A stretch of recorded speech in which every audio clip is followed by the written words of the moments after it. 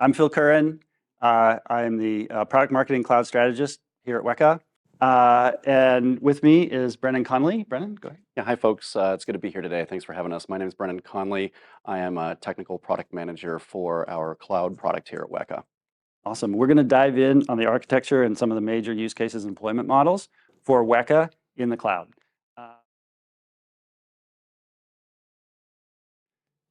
We kind of talked through at a pretty high level around what WEKA looks like in the cloud, but I wanted to kind of dive in a little bit more.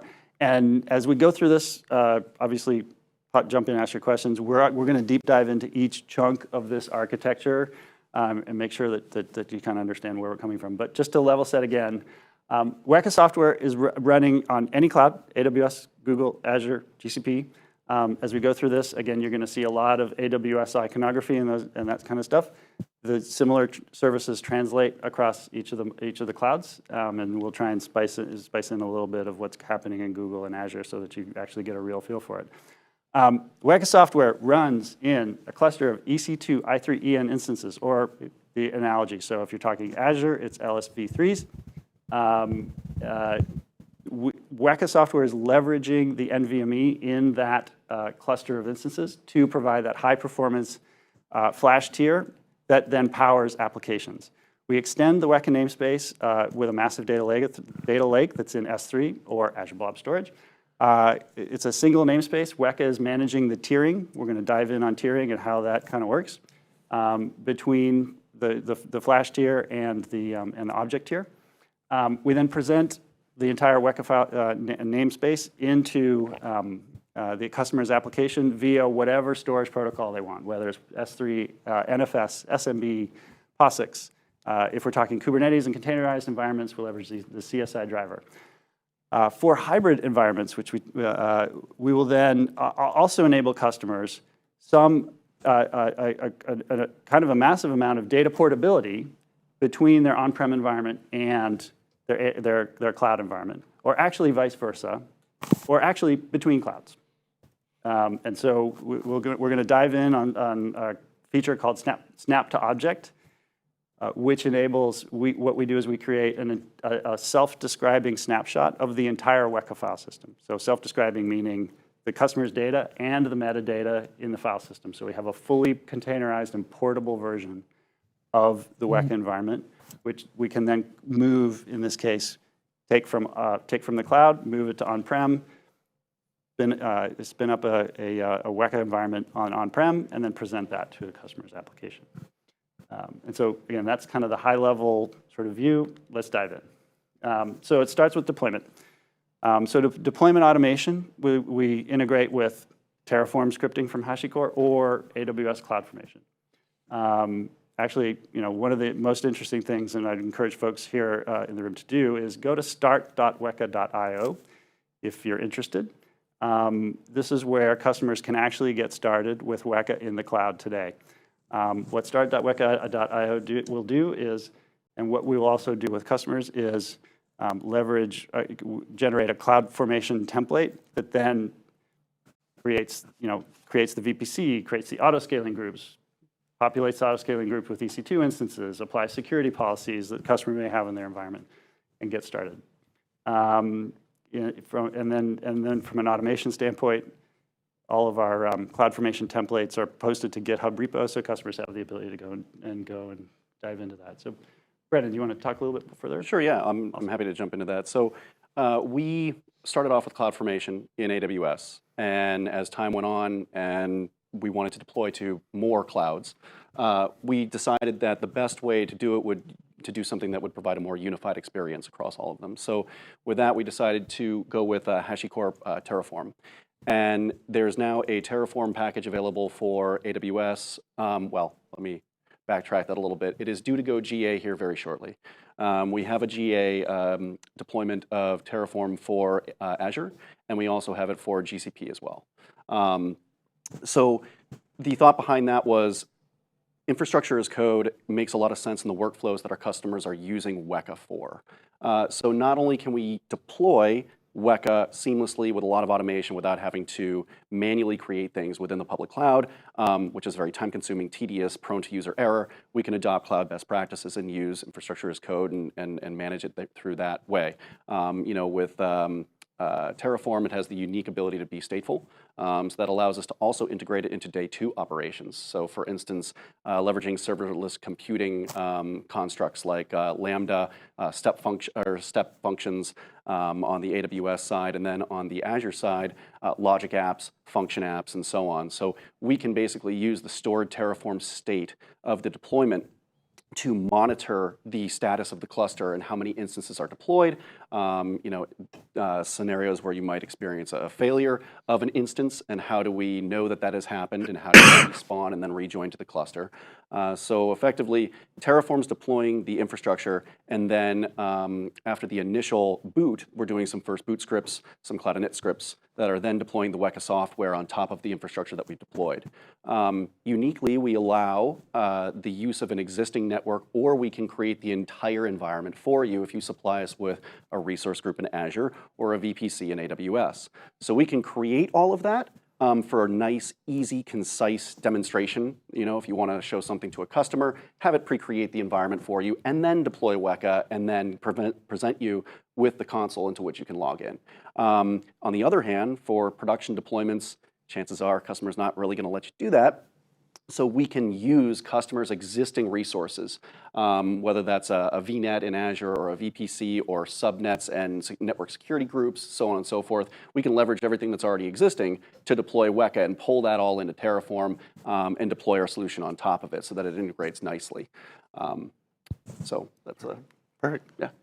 And for the state management, Terraform does have state management. It's also notoriously famous for having trouble with state management, especially with long-running, high I/O workloads where something goes odd, Terraform thinks something went wrong, and it will be a little bit aggressive in how it respawns that. So I'm curious, in that continuous operations and remediation, are you relying on Terraform state, or are you relying on WEKA's health state? There is a bit more that we're doing. So we're storing some state data in DynamoDB, as well as on the Azure side, something similar.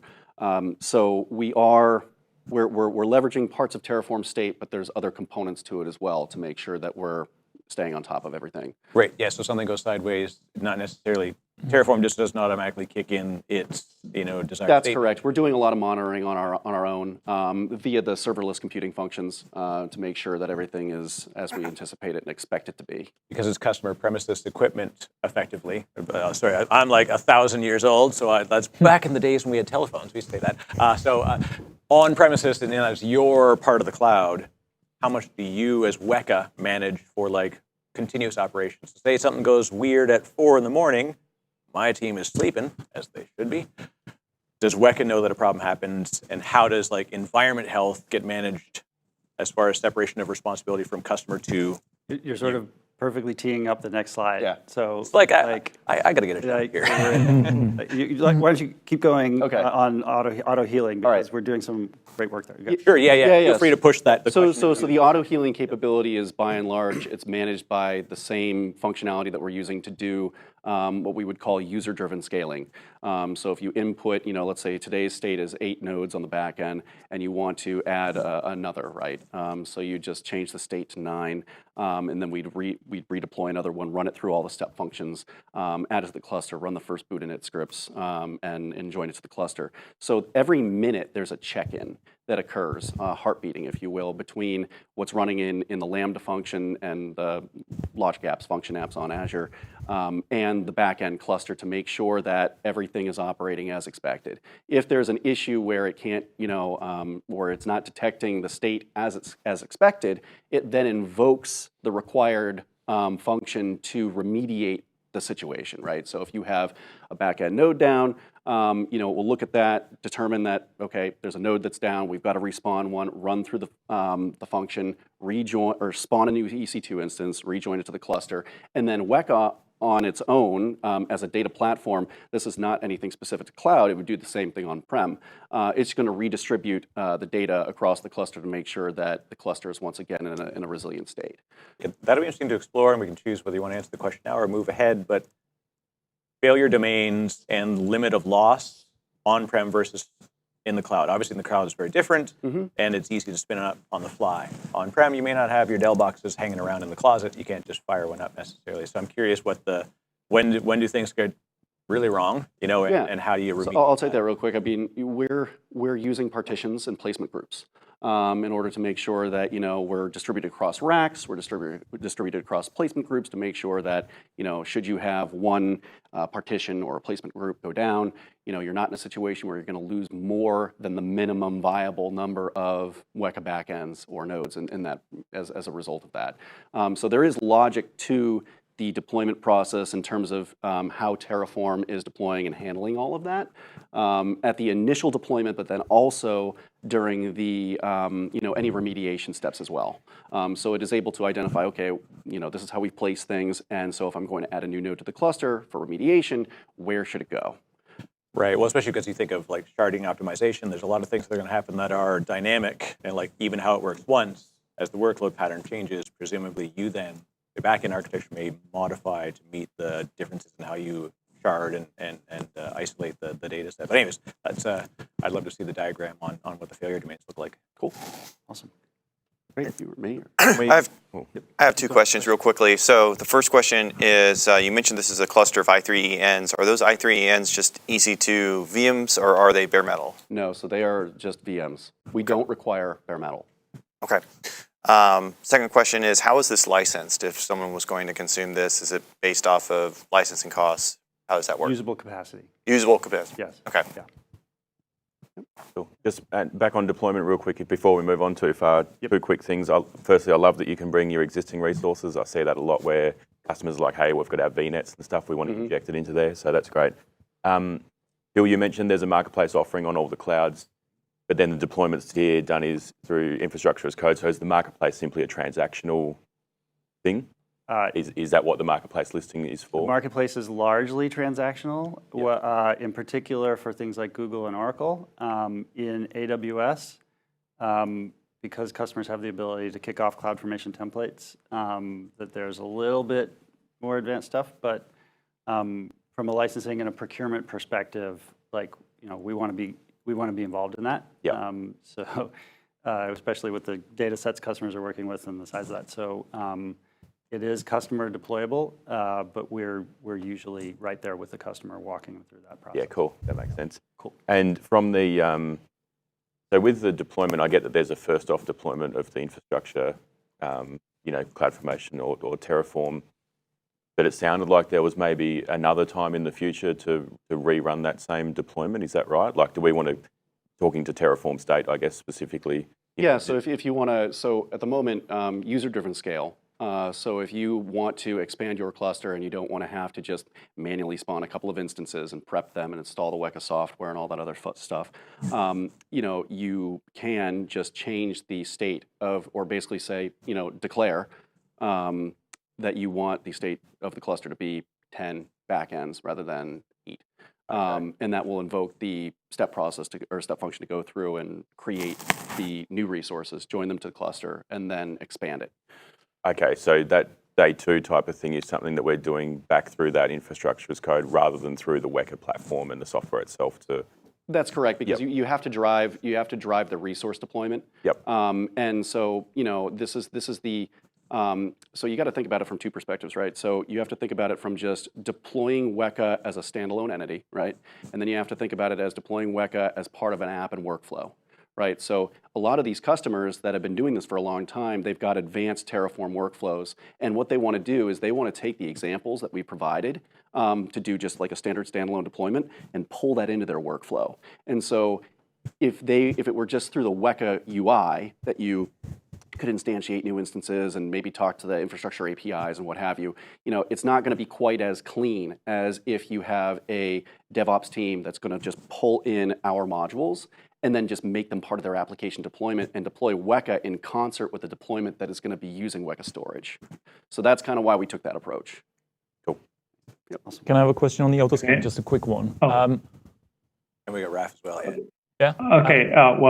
Just a few minutes ago, you told me that the deployment is only virtual, no bare metal. But I just remember some slide before regarding the hybrid solution. There's something in, of course, on premises.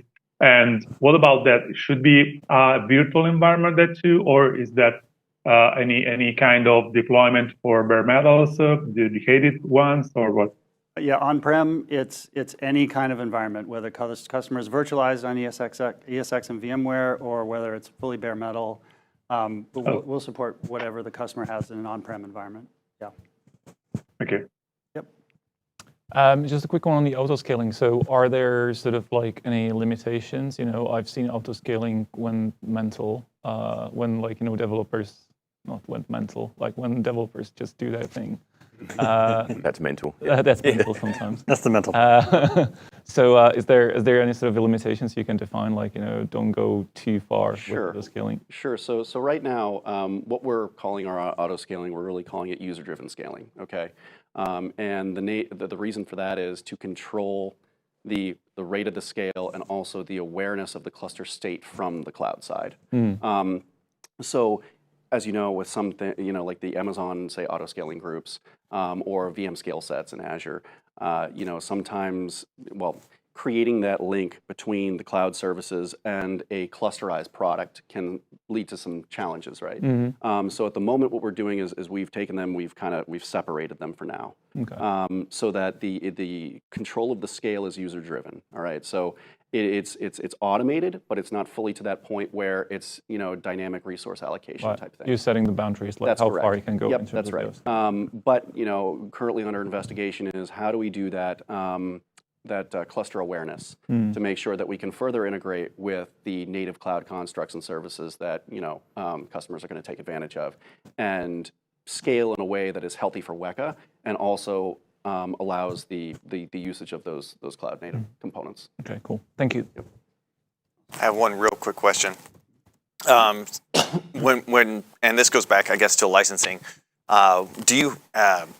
So I guess the first question I should ask is, if they're building this into like an AWS environment, it sounds like you're building it into the customer's environment, or do I have that right? We are. It's their tenant. It's their tenant. Okay. Yes. So if they're building it into the customer environment, do you help customers kind of understand those type of things in terms of like what you're actually building, consumption, and estimated cost? We have extensive design tools and cost estimation tools so that we can walk a customer through what the deployment's going to look like, what the instance and storage costs are going to look like, and in addition to the WEKA licensing. So we spent a lot of time with customers on this, and there's a lot of tools we have. Fantastic. Thank you. All right, let's talk tiering. So I mentioned, single WEKA namespace. The hot data is being stored in that flash tier, and then we're extending to object, but then we're managing dynamically the tiering between those two, so that we're always the hot data is always presented to the file system to enable super fast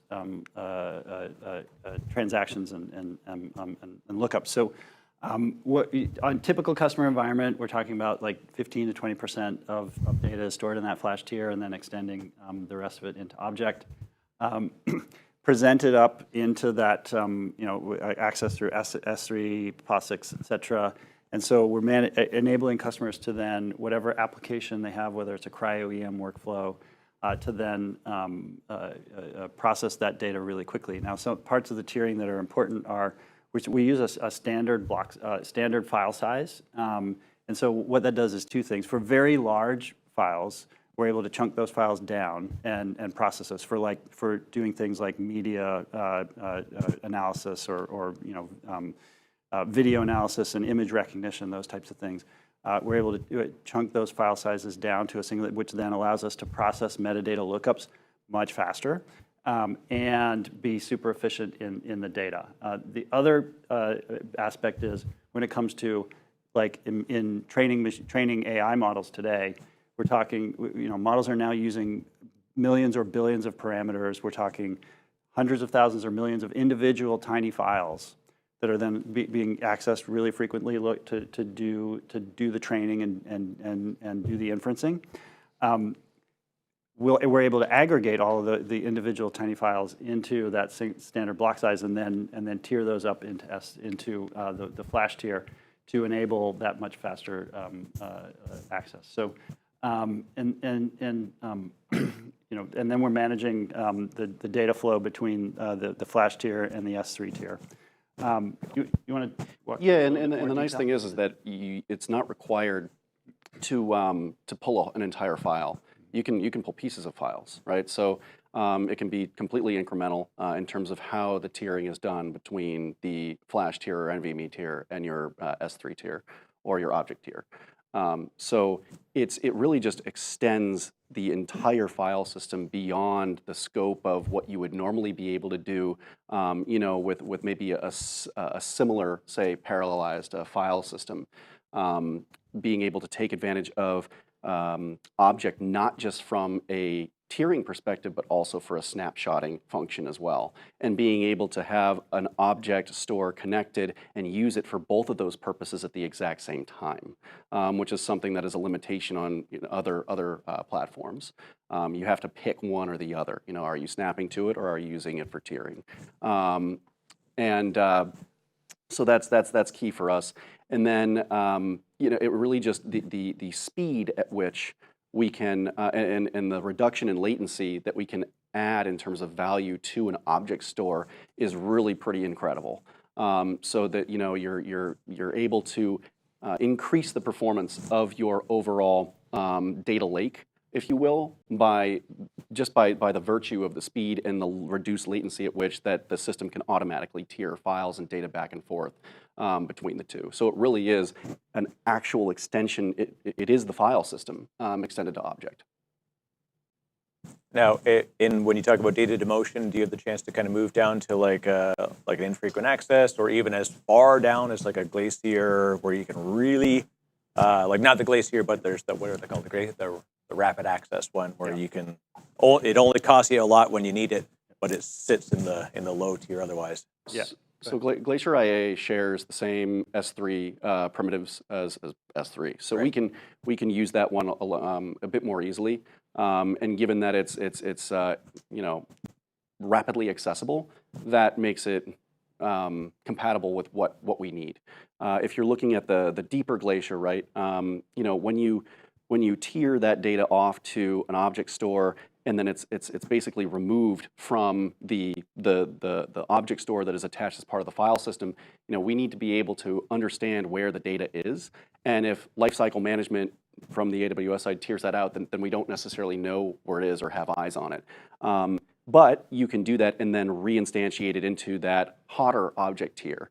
And then we'll be able to recognize it and see the data and use that data. But we're currently working and working through what it would look like to have deeper integration with these colder object storage platforms to have it be more seamless. But at the moment, I think 9 out of 10 customers are going to be using it as a hotter extension of the file system. Yeah, I think at this point, Glacier Instant Retrieval is probably the greatest product that's come out of AWS in a while because of this kind of thing where we can get low cost storage, but also pull it back as regular. Yeah, so the instant retrieval is definitely more integrated than, say, some of the colder stuff, even by virtue of using the same S3 APIs and primitives. So. And presumably, you probably wouldn't recommend a customer use any kind of auto tiering at this point. WEKA should manage everything in this environment, and let's not try and let other pieces move it around? Yeah, that's correct, because of the reason of moving that data to somewhere where we don't have visibility. Right. Yeah. Can I have a question? So you probably mentioned about the instances in terms of the regions. Like, is there in a single region, or are there requirements in terms of can they be spread in multiple regions? Yeah, wherever so we talked about I3ENs. Wherever I3ENs are available. Okay. And I'd have to go check the region table to make statements about exactly which and how many regions are available. But that is and analogy would be LSV3s in Azure. I think those are very common, for most performance workloads. I mean, I was just working with a customer who's got a workload in Stockholm. Right. And so These are globally available instances. So when I'm building the cluster, is there any requirement on building, everything in a one single region, or So- can it be stretched between the multiple regions? So at the moment, as it relates to WEKA backends where the data is actually stored, right? We want to keep those in a single region, just because even between AWS data centers, there is that increased level of latency, right? Even if it's 15, 20, 23 milliseconds, for a file system that needs to remain consistent, that can introduce significant latency. However, that said, we do have a number of folks that are evaluating for us, and we have done it, we have tested it, works quite well, multi-AZ deployment. So you can deploy WEKA backends and have a WEKA cluster that is made up of backends that are distributed across multiple AZs within the same region. And we can do placement to ensure that the level of resiliency from an AWS and hardware failure perspective, that those are met. You were talking about failure. That's Right, interesting. yeah, So, yeah. where I was heading with this question was, in that case, do you have any sort of the insight into the performance? So, let's say I have the multiple availability zones, and I have the instances attached to your cluster, and I want to get the data as much as close as I can to those instances which are connected into your cluster. Can you do that? So you're saying you want to localize the data to the region or the AZ into which the clients are Exactly. connected? I want to get them as close to the instances as much as I can. So at this point in time, no, there's no localization to that effect. Right. The data is globally distributed across the full WEKA cluster, but certainly something to think about. Because, you've mentioned everything is about the performance. Well, loads of things is about the performance in your case. So it would make probably big difference if you move the data closer to the.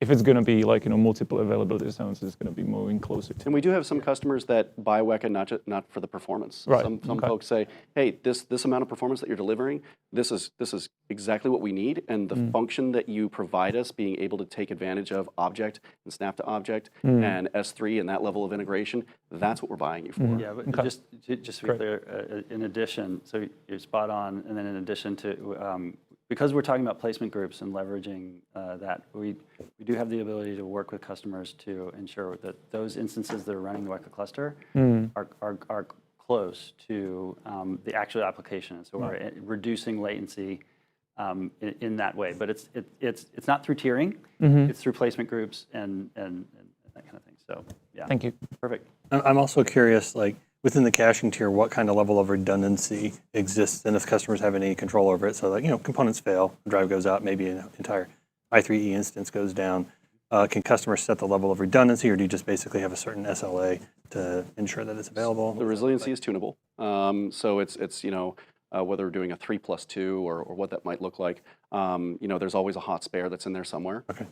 But if you have a failure of a back end and it drops out, the hot spare is there ready to take over again, and then obviously you'd reprotect based on the event-driven reprotection. Yeah, there is absolutely a level of striping resiliency across the nodes and also internally within the WEKA box itself. Is it erasure coding, mirroring? It is based on erasure coding. Gotcha. Yes. Okay. I would presume that there's there's nifty IP somewhere buried in here, and the question would be, where is the WEKA differentiation as far as a raw IP? Because as a pure architecture, this could be done in the raw bits that are sitting on there, but obviously there's a lot that's going on. You're performing better than the native data platforms. Yep.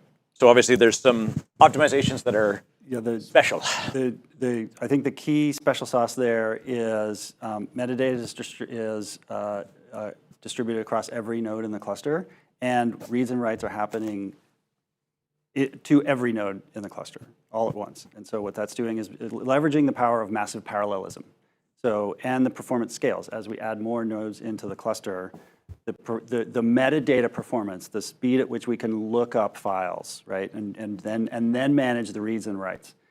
That's where that kind of. And of course, also using DPDK to go direct to the user space, bypassing the kernel. network. Yeah. Well, and what was interesting that was a careful term. It's written to every node simultaneously, or is it eventual consistency, or are you actually saying dual commit writes only, it doesn't write to zone 1 unless it wrote to all 3 zones? No, so it's just using, so it's just massive parallelization Right, so across the full cluster itself. So the way that it's distributing it when it's writing it is in a way that is consistent with whatever data protection schema you've applied to the cluster itself. Right, right. But yeah, it's not literally waiting for the final write before. Yeah, sorry, and that's just a semantic difference that I get called out on sometimes when I say like real time versus near real time stuff like that. So thank you for the clarification. Thank you. All right, let's talk hybrid cloud. So I mentioned earlier, the key enabling capability here that we work with customers for hybrid and multi-cloud deployments is snap to object. Snap to object generates a self-describing snapshot of the entire WEKA file system. So again, that's the metadata and the customer's data. We then are able to drive movement of that to any object store. That object store can be on-prem, or it can be any S3 compatible object store in the cloud. We can replicate that data across, and then leveraging a lot of the automation, auto-scaling groups that we've created to then spin up an entire WEKA environment and present and create a fully usable copy of that data, and then basically on demand, right, scale up that environment.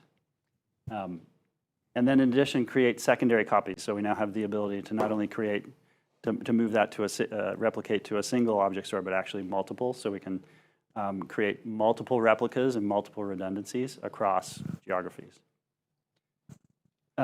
Just to kind of walk through what that looks like, if in this example we've got WEKA on-prem, and we take a snap to object, create a copy of that data, move it to, say, Azure Blob, and then spin up the WEKA cluster, leveraging the autoscaling and resource groups in Azure, and then we're now fully running in AWS or in Azure, and then we can also move that back. So take a snapshot of what was happening in Azure, and then port that back to an on-prem environment. And when you take snapshots, are they outside of the traditional snapshot process in the database itself? Like what's mutable versus immutable? I'm just curious how like snapshot versioning is maintained by WEKA versus the native platform. Yeah. So the WEKA snapshots managed through versioning. I don't know. So they're native snaps at the file system layer. So it's just being done as a point in time. All metadata, so all cluster metadata, all data is being captured within that snap. And they're crash consistent? They are, yeah. So yeah, and there's not like there's a plugin with an app to make it crash consistent. Right. It's just you're using the native premise. Yes. Yeah, no, fair. That's good. Yeah, thank you. Snapshots are happening at the file system level. Cool. Yeah. So I'm not a plumber, but I got to ask the plumbing question, right? If you're moving data to and from, what are the requirements in order to maintain that type of connection? Do you have to have a direct connect in order to do the type of thing in that hybrid existence that y'all are talking You're about? talking about the snapping, shipping snapshots? Yeah. There's no real hard fast requirement. I mean, it's how long do you want to wait? You know, it's not like it's not an active type situation. Okay. So is there? The next question there is, of course, the resiliency with how long do you want to wait? I'm okay waiting as long as the data gets there and it's not corrupted when it gets there. And it's encrypted in transit as well. So this why we sort of talk about this as sort of portability. So these are asynchronous replications. We're not trying to establish. HA is not the goal with this solution. It's doing things like bursting and migrations and disaster recovery. So we're not looking for the use cases, not yet, that sort of more real-time sort of HA or near HA. And so, the other part of your question was requiring things like direct connect or that kind of stuff. No, it's not a requirement. So I sort of teed up some of the use cases. So bursting, I'm going to go through a couple of these just to kind of level set for the typical scenarios that we work on with customers with. So my favorite example of this is picture a lab environment for something like drug discovery, where you have researchers who maybe have an application like CryoSpark, and they're leveraging cryo-EM processes to analyze molecular structures and try and figure out how to target new drug therapies. So in that workflow, molecular structure data is being captured on-prem.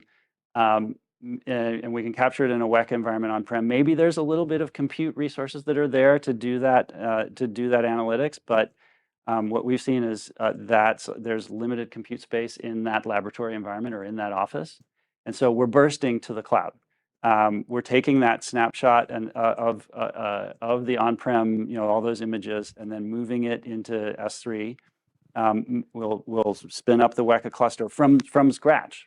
Right? This is what makes it super exciting, I think, for a lot of our customers from a cost and efficiency standpoint, is from scratch, we'll then spin up that WEKA cluster and enable the customer to do, in this case, CryoSpark, and run that molecular analysis in the cloud. Once the analysis is done, archive the results of that analysis, and of course, we're talking about potentially sensitive healthcare data, so archive it and copy it back on-prem, for any kind of regulatory requirements, and then spin that entire WEKA and cluster back down to 0, if that's what they'd like. And so this is how we're being incredibly efficient with cloud resources in this type of a scenario. When you do that scale to 0, what's the sort of restart for us that we kind of go back to the SaaS console or whatever, or the main console, and then we can spin it back up? Or is it like it's just an empty data platform cluster that's waiting for an object to arrive? No, so it would be gone. It would just be non-existent. Okay. And then so when you reinstantiate it, you just run your Terraform deployment script. And you can even have that in a separate directory. So when I want to spin this back up, I just go in there, run my Terraform apply, it reapplies it, and then I just take that snapshot and I bring it back up. And when I reinstantiate it on there, it's like the cluster was never gone in the first place. So is that all orchestrated from within WEKA, or is this calling back out to my deployment, like the original? This will just be going to your Terraform directory and just going back to the same place that you were before when you deployed it, and running Terraform apply, and Got it. done. Yep. Real quick on disaster recovery and migration. So I mean, same concept, except now we're talking about DR, right? So the same idea of, okay, maybe a much larger data set on-prem, copy, snap to object that into the cloud, and have that fully usable environment. And then not just disaster recovery, but we've seen a few customers who they fail over for a DR test or a DR event, and then they simply never fail back, and that's their migration, right? So that's kind of the DR, and then multi-cloud. So this one, actually, we have a YouTube video out there that I think is pretty powerful and interesting, where we're actually enabling portability between clouds. So super similar concept. Take a snap to object of that AWS environment, port it into Azure Blob, and then spin up the LSV3s. And now we've basically done a data migration from AWS to Azure. Or we can go back or whatever your cloud of choice is. So this is something that I think customers are finding incredibly powerful from, if nothing else, a risk mitigation. And when you go down and sit down with your cloud provider and negotiate the next EDP, this is having it in the back of your pocket is pretty powerful. And so just to kind of wrap up this section, because we're software-based and fully flexible, and I'm teeing up, we're going to dive into this in our next section pretty deep, is sort of we've introduced this new idea of a converged mode. So if you think about a typical traditional environment where we've got a dedicated cluster of, we've been talking all day about, a dedicated WEKA environment. Now with the massive amounts of compute and vCPUs and memory, and that's all available in some of the GPU accelerated instances, things like P4Ds and now P5s. There's so many resources available to us that we're actually finding that we can run WEKA in a converged mode. So the customer application and WEKA on the same set of compute instances. And this is enabling yet another sort of huge leap in terms of resource efficiency for customers who are have massive scale and are very cost sensitive.